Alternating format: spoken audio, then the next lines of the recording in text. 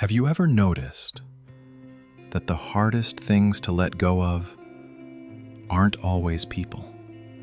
Sometimes it's a memory, a version of yourself, a dream, a mistake, or a life that never happened. And somehow, those invisible things become heavier than anything we can actually hold. Last week, I found an old photo while cleaning my laptop. It was nothing extraordinary, just a random picture from years ago. I smiled for a second.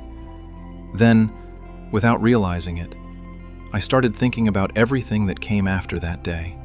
The people who left, the conversations that never happened, the plans that quietly disappeared.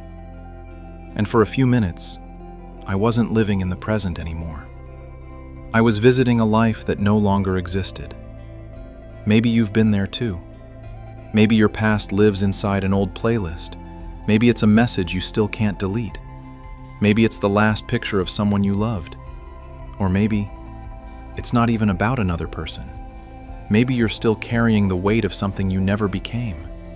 The business you wanted to start, the dream job you didn't get, the city you never moved to, the version of yourself you thought you'd become by now.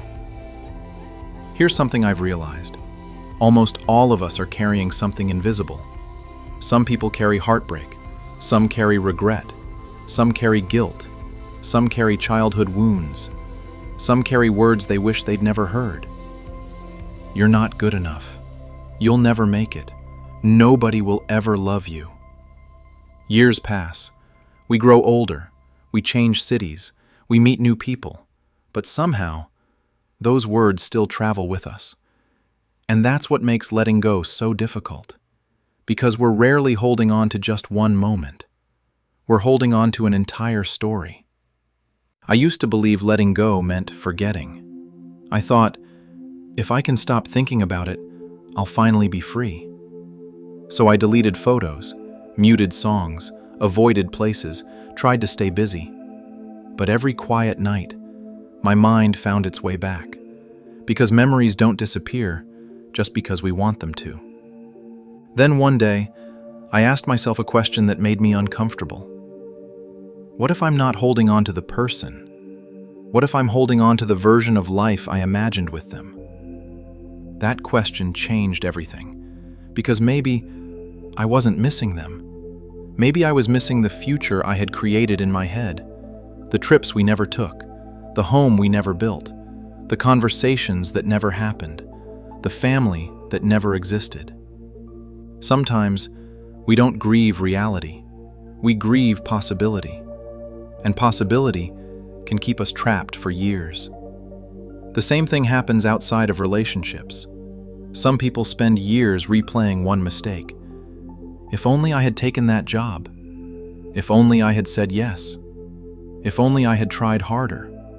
If only. It's amazing how 2 words can steal 10 years from someone's life. Then there are toxic relationships. This one took me a long time to understand. Sometimes we don't miss the person. We miss the hope that one day they would finally become the person we needed. We wait. We forgive. We make excuses. We tell ourselves, maybe they'll change. Maybe this time will be different. But eventually, you realize something painful. You can't heal in the same place that keeps hurting you. And letting go isn't giving up on people. It's choosing not to give up on yourself. Maybe your story isn't about a relationship. Maybe it's about your childhood. Some of us are still trying to earn love from people who never knew how to give it. We spend our adult lives trying to become successful enough, kind enough, perfect enough, hoping someone will finally say, I'm proud of you. Sometimes, the little child inside us is still waiting for words that may never come. And that's heartbreaking. But it's also where healing begins. Because healing starts the moment you realize you don't have to spend the rest of your life waiting for someone else to become the reason you finally feel enough. Maybe letting go isn't losing something.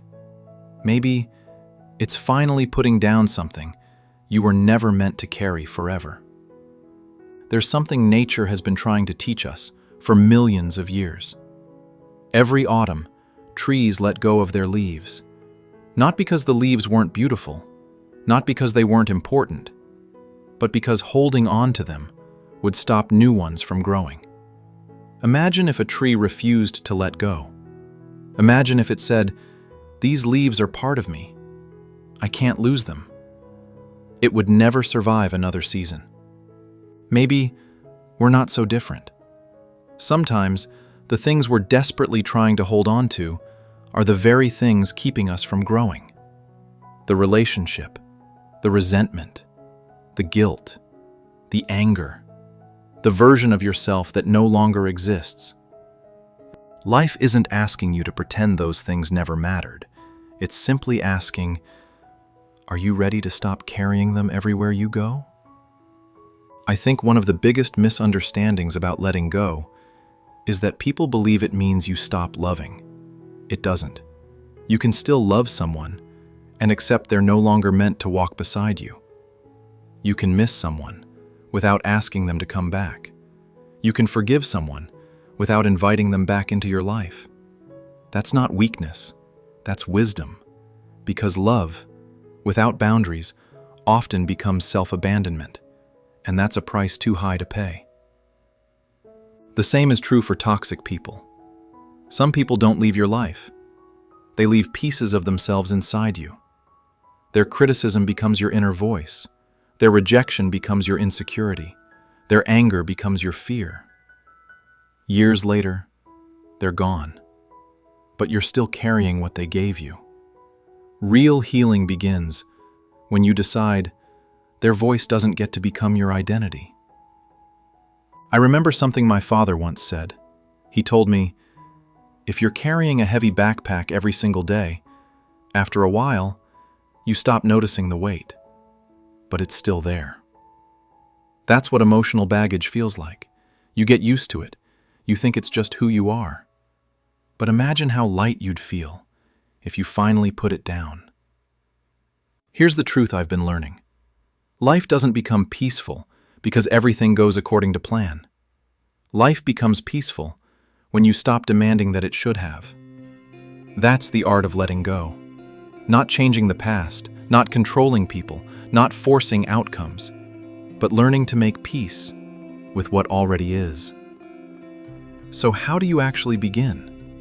Not all at once, not overnight, just one small decision at a time. The first step is to stop arguing with reality. Instead of asking, why did this happen to me? Ask, what is life trying to teach me through this? The second, stop reopening wounds that are trying to heal. Sometimes we revisit old conversations, old photos, old profiles, hoping they'll finally make sense. But healing rarely lives in the past. It grows in the present. And finally, choose yourself, not in a selfish way, but in an honest way. Choose your peace over proving a point. Choose your future over reliving yesterday. Choose your growth over your comfort. Because every time you choose yourself, you're quietly telling life, I'm ready for the next chapter. Maybe the art of letting go isn't about losing something. Maybe it's about making space. Space for healthier relationships. Space for unexpected opportunities. Space for new memories. Space for a version of yourself that isn't constantly looking over its shoulder. I want to leave you with one final thought. One day, you'll look back at this chapter of your life, not with anger, not with regret, but with gratitude. Because you'll realize the people who left, the dreams that changed, the doors that closed, didn't destroy your life. They redirected it. And maybe the life you're searching for is waiting on the other side of everything you're afraid to let go of. If this conversation found you at the right time, share it with someone who's been carrying yesterday for far too long. Because sometimes, growth doesn't begin when you hold on tighter. It begins the moment you gently open your hand and trust that what's meant for you will will never require you to lose yourself to keep it.